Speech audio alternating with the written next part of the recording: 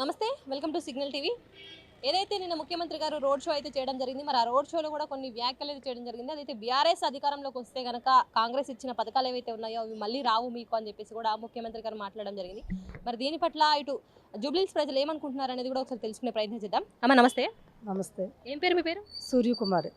ఇప్పుడు ముఖ్యమంత్రి గారు నిన్న ఒక రోడ్ షో పెట్టారు. దాంట్లో ఏదైతే బీఆర్ఎస్ కనుక జూబ్లీహిల్స్లో గెలిస్తే కాంగ్రెస్ ఇస్తానన్న హామీలు ఏవైతే ఉన్నాయో అవి మీకు రావు అని చెప్పేసి చెప్పారు. ఎట్లా చూసుకోవచ్చు అంటారు?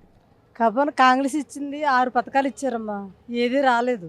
బస్సు ఒకటి తప్ప ఏది అవ్వలేదు. కానీ కేసీఆర్ అన్న చెప్పింది ఏదైనా కానీ వచ్చేవి అంది అందరికీ. కళ్యాణ లక్ష్మి కాడ నుంచి అందరికి అందినాయి. కానీ అన్ని కులాల వాళ్ళకి అందరికీ ఇచ్చారు ఆయన.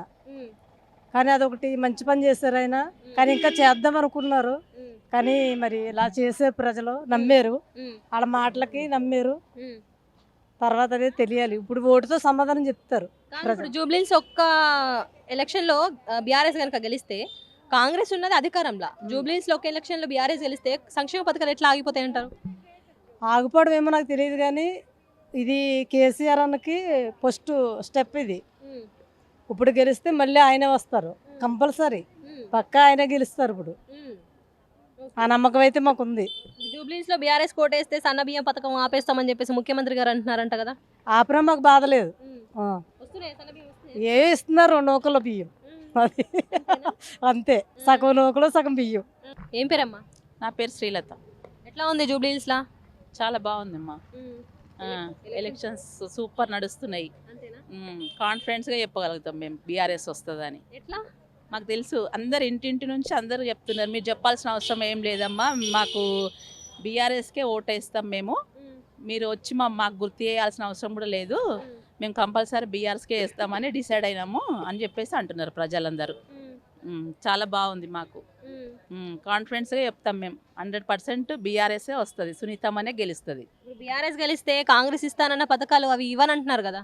ఎందుకు ఇవ్వరు? కంపల్సరీ ఇస్తారు. బీఆర్ఎస్ ఇచ్చిన హామీలన్నీ కంపల్సరీ వస్తాయి. పుట్టిగా వాళ్ళలాగా చెప్పి చేయకుండా ఉండదు. బీఆర్ఎస్ అండగా ఎప్పుడూ ఉంటుంది. ఇప్పుడు ఒకవేళ బీఆర్ఎస్ కోటేస్తే ప్రజలు సన్నబియ్యం పథకం అనేది కూడా ఆపేయడం జరుగుతుంది అని చెప్పేసి మాట్లాడుతున్నారు కదా ముఖ్యమంత్రి గారు. అంతకంటే ఎక్కువ రావచ్చు, ఆపేయడం మాత్రం ఉండదు. అంతకంటే ఎక్కువ ఇస్తాడు, అంత కాన్ఫిడెంట్ ఉంటుంది మాకు. ఇస్తారు. కేసీఆర్ అన్న మాట నిలబెట్టుకుంటాడు, చేస్తాడు కూడా. నోటుకు 5,000 ఇస్తారంట కదా, మీ దగ్గర నిజమేనా? ఏం లేదు, ఏమి ఇవ్వట్లేదు అసలు.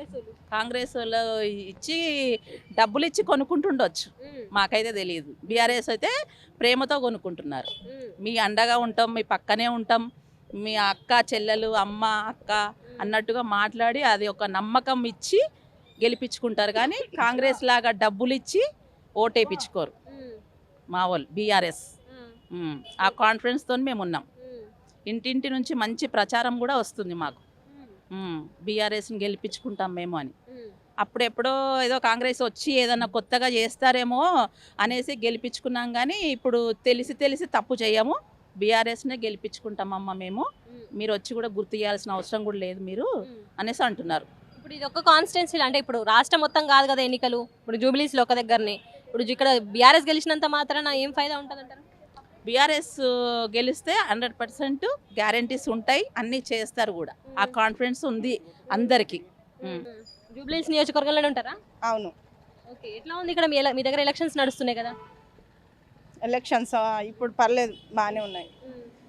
ఓకే, మాగంటి గారు చనిపోవడం వల్ల ఎలక్షన్స్ వచ్చినాయి. ఇప్పుడు స్థానికంగా నవీన్ యాదవ్ ఉన్నాడు, నవీన్ యాదవ్ గెలుస్తారని చెప్పేసి చెప్తున్నారు. ఏం చెప్తారు? కాదండి, 100% మా బీఆర్ఎస్ వస్తుంది. బీఆర్ఎస్ఏ గెలుస్తుంది. చెప్తారు ఎట్లా అంటే మేము పోగొట్టుకున్నాం తెచ్చుకుంటాం.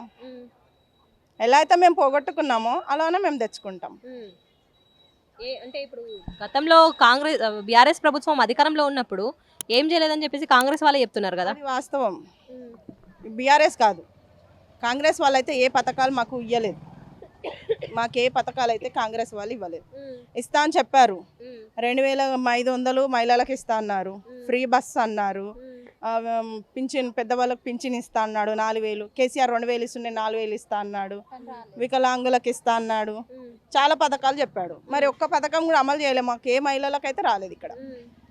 నిన్న కూడా మీ నియోజకవర్గంకి వచ్చి ముఖ్యమంత్రి గారే స్వయంగా మాట్లాడారు. ఏదైతే బస్సు ఫ్రీ పెట్టినామో అది బీఆర్ఎస్ వాళ్ళు ఓర్వట్లేదు, అందుకని ఆడబిడ్డలు బస్సులలో పోవడం వాళ్ళకి నచ్చుతలేదని చెప్పేసి బస్సు క్యాన్సిల్ చేయాలని చెప్పేసి బీఆర్ఎస్ వాళ్ళు మాట్లాడుతున్నారని, సన్న బియ్యం వస్తుంటే ఓరుస్తలేరు బీఆర్ఎస్ వాళ్ళు అని చెప్పేసి ముఖ్యమంత్రి మాట్లాడండి కదా స్వయంగా ఇవన్నీ. ఓరుస్తలేరన్న మాట పక్కన పెడితే first of all free bus పెట్టిన దగ్గర ఆయన నిల్లి చూడమన్నాం ఎలా కొట్టుకుంటున్నారో మహిళలు. ఫ్రీ బస్ అని మహిళలకు పెట్టిండు, 100 రూపీస్ జెంట్స్లకు వేస్తున్నాడు, అబ్బాయిలకు వేస్తున్నాడు. ఇంకా ఆడ ఫ్రీ బస్ ఏడుంది మాకు? 2500 వేస్తా అన్నాడు కదా, మరి వేయలేదు. 200 యూనిట్ కరెంట్ అన్నాడు, ఇవ్వలేదు. గ్యాస్ 500లకు వస్తుండే మాకు కేసీఆర్ ఉన్నప్పుడు, ఇప్పుడేమో 950 వస్తున్నది. Current bill 2000, 3000, 4000 current bill. చిన్న చిన్న ఇండ్లు ఉన్న వాళ్ళు కూడా, రేకులు ఇండ్లు ఉన్న వాళ్ళకి కూడా 2000, 3000 కరెంటు బిల్లు వస్తుంది, నల్ల బిల్లు వస్తుంది. ఆయన ఇస్తేనే తింటున్నామా? దొడ్డు బియ్యంని సన్నగా చేసి అమ్మేసి ఇచ్చేసినంత మాత్రాన అవి సన్న బియ్యం అయిపోతాయా? అలా సగం నూకలే వస్తున్నాయి. సన్న బియ్యం అంటున్నారు కానీ చాలా మట్టుకు నూకలే వస్తున్నాయి. ముఖ్యమంత్రి గారు కూడా తిన్నారు కదా సన్న బియ్యం ఇచ్చినప్పుడు కొత్తలా. తిన్నారంటే అందులో నూకలు వస్తున్నాయి. సన్న బియ్యం అన్నప్పుడు సన్న బియ్యమే రావాలి కదా, మళ్ళీ నూకలు ఎందుకు అన్నిగనం వస్తున్నాయి? ఇప్పుడు కేసీఆర్ అన్నప్పుడు ఏంటి వాటర్ ఫ్రీ అని చెప్పి 24 hours అన్నారు. కరెంటు ఇప్పుడు అది లేదు ఇది లేదు, మాకు ఏం లేదు. మళ్ళీ ఇవన్నీ అబద్ధాలే కదా మరి చెప్పడము. పింఛన్ అన్నారు, పింఛన్ 4000 అన్నారు, 4000 ఇస్తనే లేరు మాకు, ఇస్తలేరు. మా పెద్దలకు మా అమ్మ నాన్న ఉన్నారు, వాళ్ళకు కూడా పింఛన్ వస్తుంది లేదు, 4000 వస్తుంది, 2000 వస్తుంది. అప్పటి అంతే అంతే. ఆ సార్ ఉన్నప్పుడే 2000 నుంచి అవే వస్తున్నాయి, 4000 ఎవ్వరు ఇస్తలేరండి. అన్ని మాట్లాడండి ఇవన్నీ. ఇప్పుడు ఏంది నవీన్ యాదవ్ రౌడీ షీటర్ అని చెప్పేసి ఒక ప్రచారం జరుగుతుంది, ఏం చెప్తారు దాని మీద? అది ఏం చెప్తామండి, ఇక భయపట్టేస్తున్నాడు అండి. భయపట్టించినంత మాత్రాన భయపడే వాళ్ళు ఇక్కడ ఎవరు లేరు. మా మహిళలు మేము అమ్మని గెలిపించుకుంటాం, సునీతమ్మని, మళ్ళీ మా పరిపాలన మేము తెచ్చుకుంటాం. భయపట్టిస్తే కాదు, మేము ఆయన మాటలతో చెప్పాడు, మేము ఓట్లతో చెప్తాము. అంటే ఇట్లా సైలెంట్ ఓటింగ్ బాగా జరుగుతుంది అంట కదా ఈసారి? జరుగుతుంది, ఇంకెలా జరగాలి అలా జరుగుతుంది అండి. ఎలా జరగాలి అలా జరుగుతుంది. న్యాయం ఎక్కడుంటే అక్కడే పడుతుంది. ఇట్లా ఇప్పుడు కాంగ్రెస్ వాళ్ళు మనిషి అంటే ఒక ఓటుకి 5000 రూపాయలు ఇచ్చి ఓట్లు వేయించుకుంటున్నారు అని చెప్పి చెప్తున్నారు. ఇప్పుడు 5000 రూపాయలు మీకు ఇస్తే మీరు ఓటు అయ్యారా కాంగ్రెస్ కి? వేయమండి. 10,000 ఇచ్చినా వేయం. మేమైతే మా జూబ్లీ హిల్స్ మేము 10,000 ఇచ్చినా వేయం. ఎందుకంటే మా కొద్ది పరిపాలన, మా పాత పరిపాలననే మాకు కావాలి. మేము ఉద్యమకారులు, మా హస్బెండ్ ఉద్యమకారుడు, 30 సంవత్సరాలు టీఆర్ఎస్లో తిరిగి కొట్లాడి తెలంగాణ తెచ్చుకున్నాం మేము. కాంగ్రెస్ కేసీ ఇప్పుడు బాధపడుతున్నారు అందరు. కేసీఆర్ అన్న ఎక్కడున్నాం అంటే, కేసీఆర్ సార్ అన్నారు కదా, పాలిచ్చి ఆవును వదిలేసి ఏదో దున్నపోతుని తెచ్చి కట్టేసుకున్నట్టు, అలా ఉంది మా పరిస్థితి ఇప్పుడు. అందుకని ఇక మీదటన్నా ఇంత తొందరగా మాకు ఈ అవకాశం వచ్చినందుకు మేము చాలా సంతోషిస్తున్నాము. తప్పకుండా బీఆర్ఎస్ 100% వచ్చేలా గెలిపించుకుంటాం మేము. ఇప్పుడు ఇక్కడ బీఆర్ఎస్ వచ్చినంత మాత్రాన అధికారంలో ఉన్నది మాత్రం కాంగ్రెస్ ఉంటుంది కదా. మీకు కావాల్సిన సంక్షేమ పథకాలైనా మీకు అభివృద్ధి అయినా కానీ కాంగ్రెస్ నుంచే రావాలి కదా. బీఆర్ఎస్తో ఏమవుతుంది?